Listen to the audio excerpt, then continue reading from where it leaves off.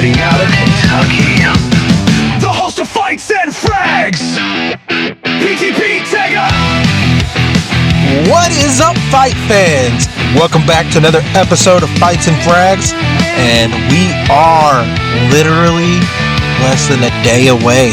The day that this goes up, the fights are going to be happening. That's right, UFC 318. This is dripping legacy and storylines and bad blood, and it's going to come down to, I wouldn't call it a rivalry, but what I consider a pretty good story, if you will. Dustin the Diamond Poirier versus Max Blessed Holloway 3. It's going to be awesome. This card's stacked from top to bottom. And I'm going to break it all down. We got to talk about Paulo Costa's bizarre, shaky moment at the press conference, the unbelievable activity of Kevin Holland, and the prelim grudge match that has already seen fists fly outside of the cage. So let's get right into it. Before we even touch on the main card, there's a fight on the prelims you absolutely cannot miss. It's a top 10 middleweight clash between the Italian Dream, Marvin Vettori, and Brendan Allen. Can't say his name for some reason, but these two guys legitimately dislike each other. If you guys don't know the story, here's the story. There's a viral video that's online. There's a clip of these two getting into it at the UFC PI. Maybe it's a hotel, but it looks like it's the UFC PI, but there's something where they're all together. It may even be a casino of some sort. I'm not really sure the exact location, but if you watch it, there's a lot of these guys they're fighting, they're pushing. This isn't a manufactured hype. These guys actually don't like each other. Somebody told me this was from a PFL clip, but I'm not really sure. Either way, these guys don't like each other. This is going to be an actual fight. My boy Vettori, he's got a brash forward pressure style and mindset, whereas Allen's kind of got that, he ain't going to talk crap. He's going to prove it to you, but he's going to definitely want to take it to the ground. I think that truthfully, Vettori's going to push this fight, and as long as he doesn't get taken down and he can keep the fight on the feet, Vettori's going to be the man. I mean, in the matchup, if you look at Vettori, he's got that granite chin. He's not getting dropped. It's going to take a crazy striker. He's got good wrestling pressure if it does come down to the ground. Once again, we go back to the solid boxing fundamentals. He's been known to strike. He can knock the best out. And it's cardio, man. Like I said, he's just a machine in the sense of he can take punishment and just keep going.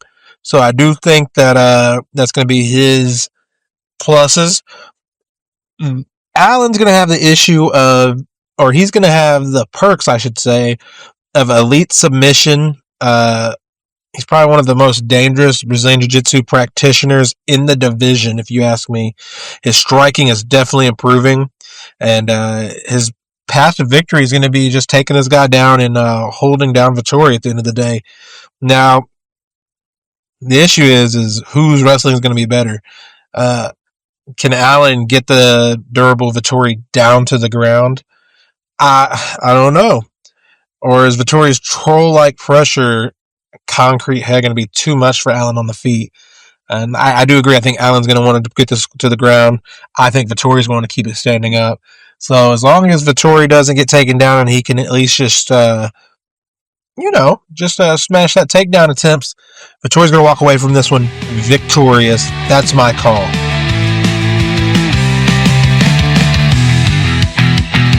Kicking off the pay-per-view, we have a classic lightweight scrap between veteran Michael the Menace Johnson and the prospect Ignacio El Loco Zellhuber. This is kind of a crossroads fight, if you really want to ask me.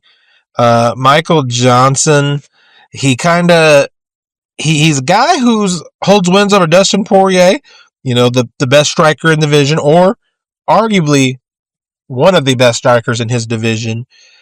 And he owns a win over Tony Ferguson. He has some of the fastest hands in the division, but inconsistency has been his issue. This is going to be a huge test to see what he's got left in the tank. If he's at the end of his career, this is a test for himself, just kind of to see where he's at in his career, I think, and he can really do a self look at. Once again, you can't really name too many bad Michael Johnson fights. So, and now we got my man Manuel, whatever you want to call him, Key Zellhuber. He's the young man, the young guy. He's a product of the Contender Series. He's long. He's really tall for this division. And he has shown a lot of toughness and potential. A win over somebody like Michael Johnson puts him on the map. Definitely moves him up in the rankings. Puts his eye, pretty much puts eyes on him is what I'm going to say. People are going to start looking out. The keys to victory in this situation is Johnson's going to need a fast start.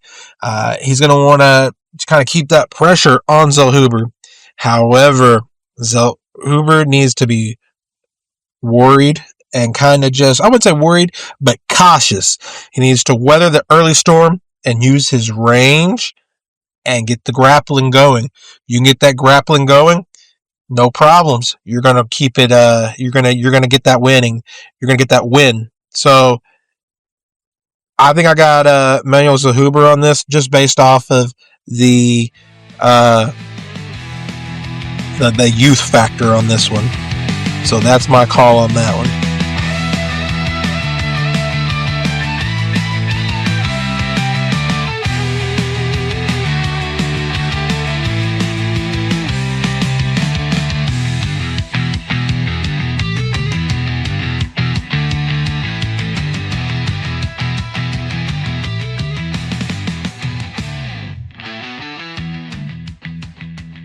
Next up, the man who never says no. Mr. Anytime, Anywhere. The Trailblazer, Kevin Holland.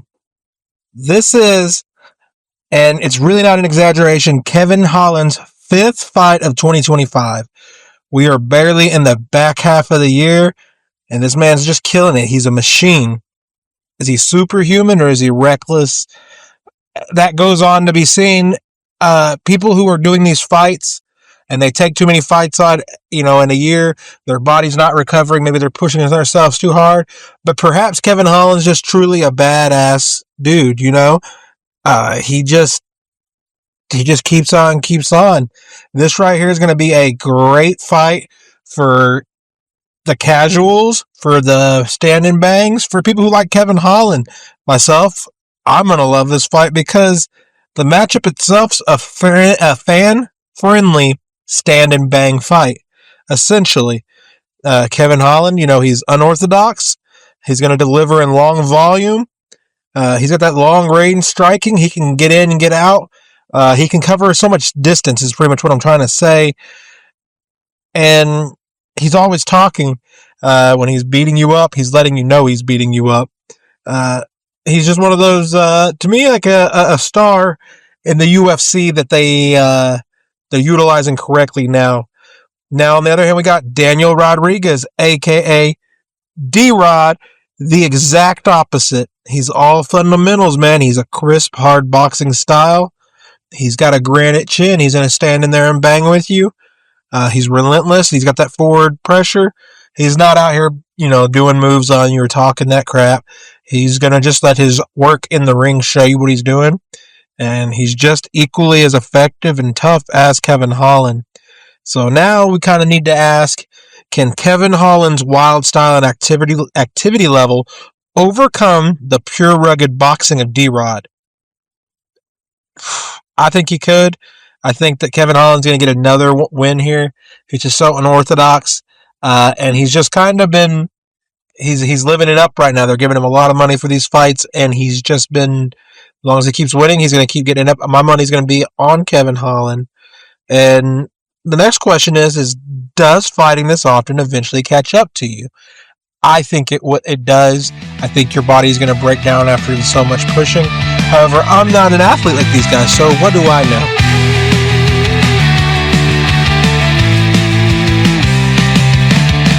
Alrighty, let's get to the co-main event, and frankly, the most talked about moment from Fight Week. Paulo Costa versus Roman Kopylov. Here's the scene. We're at the press conference, right? A reporter asks Paulo Costa about the lingering issues from the Khamzat Chimaev fight. And what happens next is kind of uncomfortable. Costa's hands were shaking. His whole body seemed to me, it was almost like he was seizing, but his whole body was shaking. He was trembling as if he was when he was holding the microphone. He looked very stressed and very, like he wasn't all there. It was a very interesting scene. And unfortunately to me, this is the story of the fight. This isn't even his opponent. It just happens to be his opponent, right? This isn't even about the fight. This is just a weird scene to have witnessed. There's a couple of speculations. Theory one is it's just a weight cut from hell. It's the most logical and likely explanation is that he's just at the bottom of his weight cut. He's a huge middleweight, big boy. He's probably dehydrated and depleted of all of his nutrients. And they kind of asked him at the moment where like his body was going through it. And it's kind of what you see behind the scenes. You don't usually see this in the front and center. This is the bad side of the fights, right? Is the weight cuts. We've seen before, Conor McGregor when he did the weigh-in and he was nothing but skull and bones. I'm pretty sure that was when he was fighting Aldo. I'm almost sure. But we've seen people come in and they look like death on the scale. And this could just be the press conference version of that where he's fighting no weight because, like I said, he's had weight issues in the past. And theory number two, which is what I've seen also around the internet, which surely not, is people think it's drugs or stress. This is MMA, and the internet's going to do what it does, and we're going to start whispering different things. Some are saying he's coming off a cycle. A lot of people are saying that's not a weight cut shake. It's something else. I don't think that's what it is. I'm not accusing anybody of anything. But I do want to be honest and let people know, at least address the cloud of suspicion that this whole thing is created. Or is it the stress of the weight cut combined with other supplements? Is it just the pure physical depletion? And it actually raises questions about his condition heading into this fight.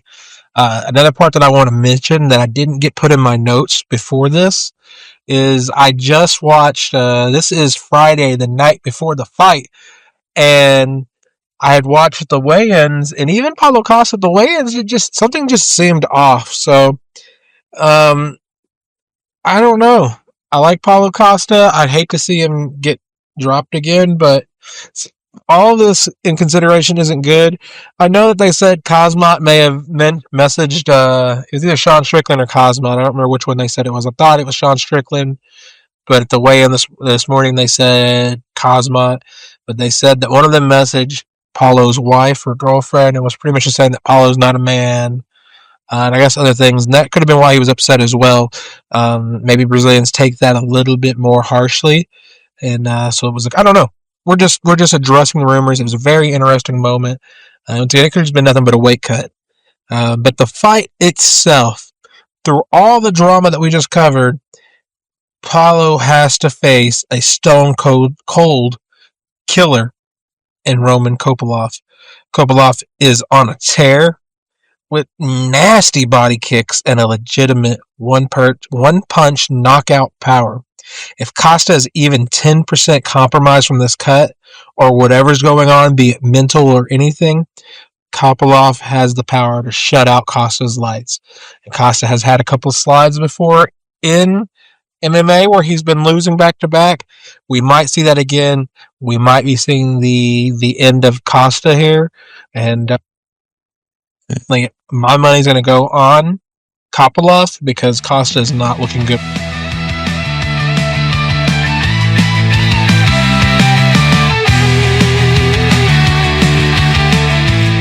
And now for the main event of the evening, a legacy trilogy fight. The gentleman from Louisiana, Dustin the Diamond Poirier, runs it back one final time with the Hawaiian King, blessed Max Holloway.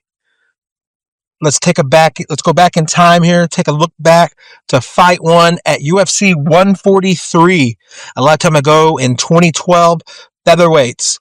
Poirier, the bigger, stronger guy, faces Max Holloway in his first ever fight. Max's first fight. And he gets a quick submission. They were just kids. A little bit further into the future, UFC 236, the 5-round war for the interim lightweight title. An absolute classic. Poirier's power at 155 was the story, rocking Max multiple times, but Max's legendary chin and insane volume made it a fight of the year contender. Here we are now. What is the story? Poirier's path looking a little iffy. Where's his mentality? Poirier's fought for the title. He's rich. He's a legend. What's his motivation? Is this actually his final run? His box is cleaner than it's ever been, and his power is still amazing. Holloway's path is he's still the volume king. After some tough losses, he's looked better than ever. But in this move right here, back up to 155, is it a good decision? Has he put on the necessary muscle to handle the power, or will we see a repeat of fight 2? Poirier's keys to victory is use the power of boxing. Attack the legs also with calf kicks early to slow down Holloway, and don't get drawn into a slugfest with the volume king of Max Holloway. Holloway's keys to victory to be to use his footwork and angles, strike quickly, attack the body to drain Dustin Poirier's gas tank, and use his legendary cardio to take rounds 3, 4, and 5. Now, strictly to what I think is going to happen. I think, based on what I've seen in the weigh-ins this morning, and from his conference or what he said, I do think that Dustin Poirier is going to stop Max Holloway. He has said that him and Max have made an agreement to make this one to remember, like their second fight, that they can look back on it and know that they have really left it out there. So I think this is going to be reminiscent of the Justin Gaethje Max Holloway fight.